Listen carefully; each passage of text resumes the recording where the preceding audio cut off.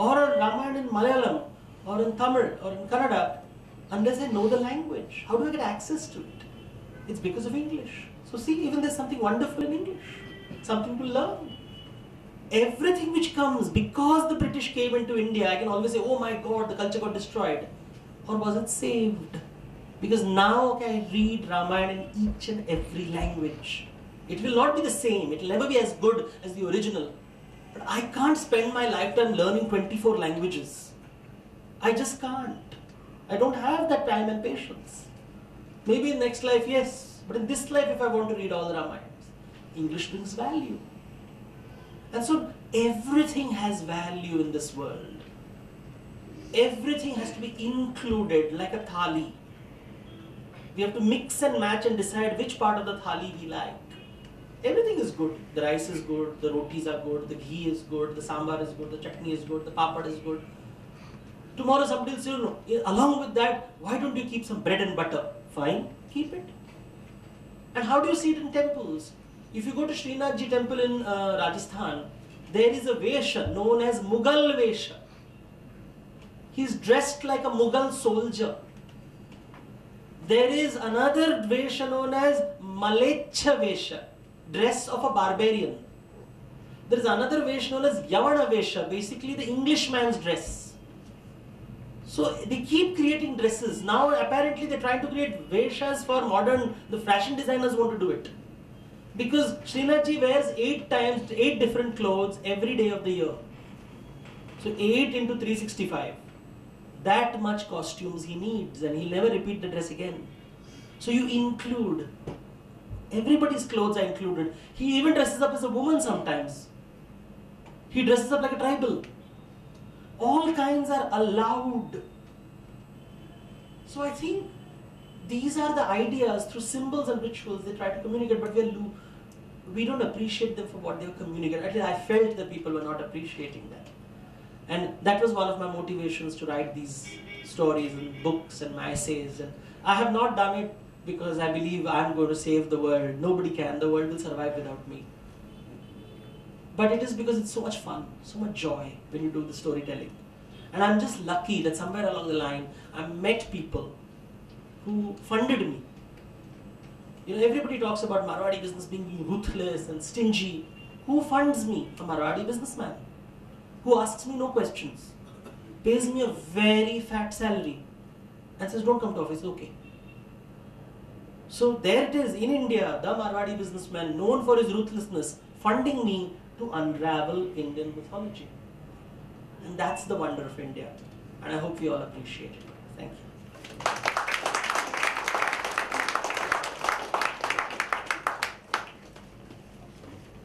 We'll now just throw the floor open for questions. So, any questions? Yeah. I am one of these ardent reader of your articles, and many times I have used it in my own organization and many talks without paying you any royalty. I hope you permit me that. He's tolerant. The average age of the audience here is around 50, and you are talking to this audience, and you talked about rituals. And as I see it, whether these rituals will remain, and are you talking like this to the grandchildren of these people who are assembled here? Because what is going to happen to the rituals in the coming years? You know, I come from the city of Bombay. And Bombay is a very commercial city. 10 years ago, I've lived there all my life. I've never seen 10 years ago, there's a very famous temple called Siddhivinayak temple. And anybody who goes to Bombay thinks that it's the most important temple in India, at least in Bombay. When my mother migrated, my parents migrated there, it was a little garden temple where she used to go, after buying vegetables, she used to go to rest. And this was the Ganpati temple. Today it is a massive infrastructure temple where it's the most important, and everybody from Amitabh Bachchan to Ekta Kapoor goes there. On Monday nights, you will see people walking barefoot to the temple from every part of Bombay. This ritual did not exist 10 years ago. Today it is a big event in Bombay. Let's walk to Siddhivinayak. Who started this? Nobody knows. Why did they start? Nobody knows. It is happening. So rituals will die, but rituals will also come. We are just not seeing it in in front of our eyes, and so we imagine rituals that I have been performing may stop, but someone else has started new rituals. Because the ritual is the idea is important. The idea that he is, for whatever reason, believing that by that act of walking to the temple, he is displaying something. So rituals will always exist. There is no society without rituals.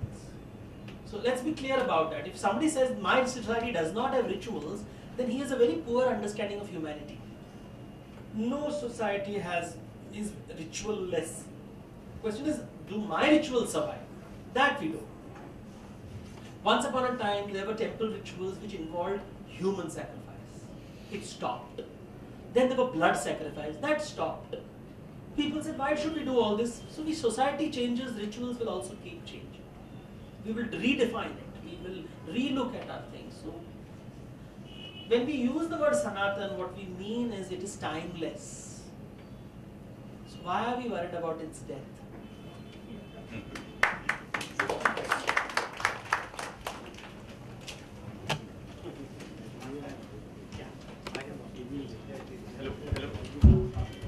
Yes. Hello.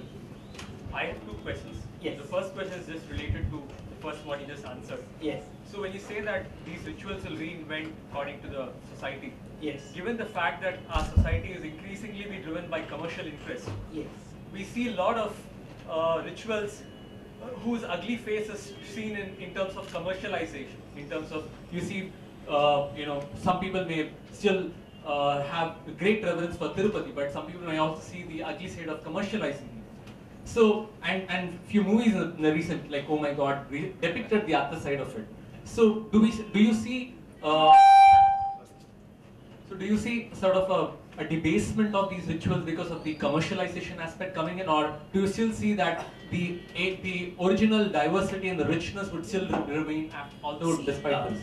Nothing in this world stays the same, it changes. Now when you say debasement, it's your value judgment. I think that this should not be commercial. It's your role, it's your understanding of life, that if it is commercial, it is not okay. But there are many people who believe if it is commercial, it's fine. A temple is not just a temple, it is a fantastic tool for exchange of economic resources. Because it allows for the exchange and the marketplaces built around it, rituals are performed, pilgrims come, traders come, market happens. It's an ecosystem which sustains itself. For example, when you go to Puri temple in Jagannath, which is where I come from, there's something called Anand Bazaar, joyful market, where you go to buy fruit and food and you pay money for it. And I remember once we were there, and the pandas of Puri are quite notorious. And I remember one of the people were very angry. He said, "Tum bahut paisa mangta hai humse. You're asking a lot of money from me." So he said, "This temple is my mother. If I don't ask her for money, where will I ask money?" That's the only source of income he has. So the question is, in our minds, commercial activity has become something negative. This is a socialist mindset which looks upon economic activity as evil. But commerce is about Lakshmi. Be careful when you call Lakshmi evil. If she leaves your life, even Tirupati Venkatachalam came down from Vaikuntha after her. We are humans. Well, the idea was not to make it sound evil, but more in terms of externalizing the cost. I know, but it is okay, It is allow people to be shallow. It's okay for people to be extremely shallow. Everybody is not going to be Ramana Maharshi. The world is diverse. This is the meaning of diversity. Out of 100 people, 40 people will be corrupt. It's okay. 60 people are not. In the jungle, every animal is not. There is a non-vegetarian animal, there is a vegetarian animal. Which animal will you save? Or do you want all animals to be vegetarian? Then the trees will be crying, but you can't hear their trees, their tears. So nature is about diversity. I may not like how other people follow their religion, but who am I to decide how they are supposed to follow? Some people like to follow it that way. You know, I have watched portions of Oh My God, and it is highly judgmental film, which is basically telling how I should follow religion. Some people want to follow a Babaji. We know in one side he's a fraud.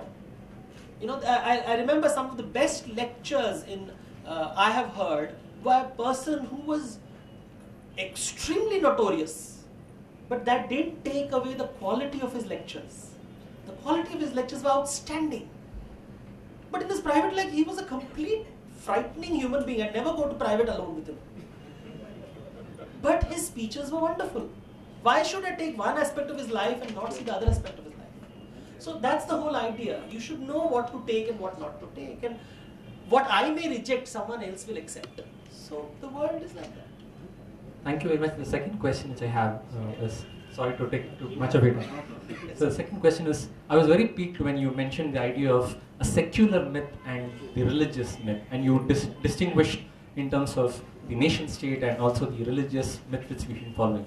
I'm quite piqued by the secular myth, because when you talk about the idea of nation state, and I just wanted to your comment on, when we look at our Indian history, when Dr. Nehru, Jawaharlal Nehru, when he talked about the whole idea of building the nation, he talks about, recently when I was reading some of his writings, I came about, he talked about the temples of modern India. So for a person who grew up in the Fabian socialism, talks about secularism in his own way, addressing the whole idea of temples of modern India sounded very interesting. So could you please tell me, how do you distinguish the secular aspect? When you see that nation state definitely comes from, there is the religious aspect also coming in. See, I just look at secularism as another religion. It's another religion, which its own rules, its own rituals, its own symbols. I don't see it as anything different. Secularism is another type of religion, another way of thinking. That's it, then the problem is solved. Everybody is religious. It's just that my notion of God is no God. So it's a different religion. Allow them to worship.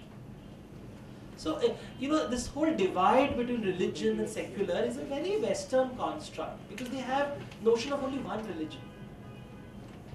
For example, the President of the United States takes his oath to office with the Bible. You see a single Indian Prime Minister ever doing that? It will not be acceptable in India. We won't like it. We will not allow it. The Prime Minister of India will take his oath of office with the Constitution of India. And yet we are called a religious country, and America is called a secular country. Yeah? So be careful of media reports.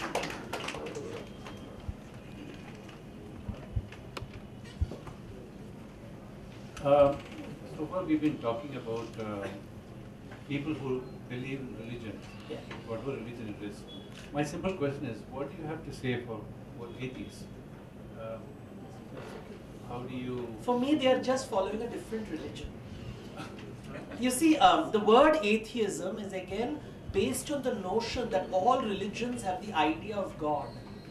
Buddhism does not have such a notion. Jainism does not have the notion of God. Confucianism does not have the notion of God. Taoism does not have the notion of God. And these constitute over 2 billion people in the world. So that's a large number. You see, when people talk about atheism, they are basically saying, my way of thinking is correct, and your way of thinking is not correct. That is exactly what a fundamentalist says. And that's a very dangerous thing, because it is excluding, not including. Some people need religion. Not everybody can handle rationality. Not everybody can live without rules. They need rules. They need rituals to just retain their sanity. All people are not so smart and intellectual, and they can live without a temple or a church or a mosque. They need it. It anchors them. Now, there are negative sides to religion, but there are negative sides to everything. A secular republic can be very draconian and frightening and controlling and destructive. So that has nothing to do with religion, it's just an idea. So I think somewhere the so-called logical argument is flawed.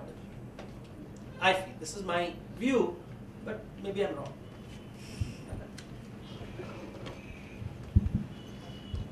Hello, sir. This is just a disclaimer. I've been stalking you from Break for Life all the way here.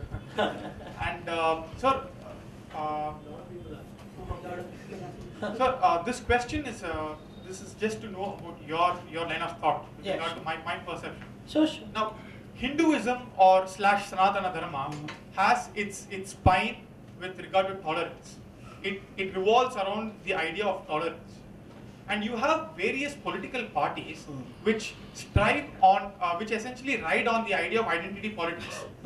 Now, using identity politics, they tend to be towards the idea of Hinduism or Sanatana Dharma, yeah, which preaches tolerance, but they themselves are intolerant. Yeah.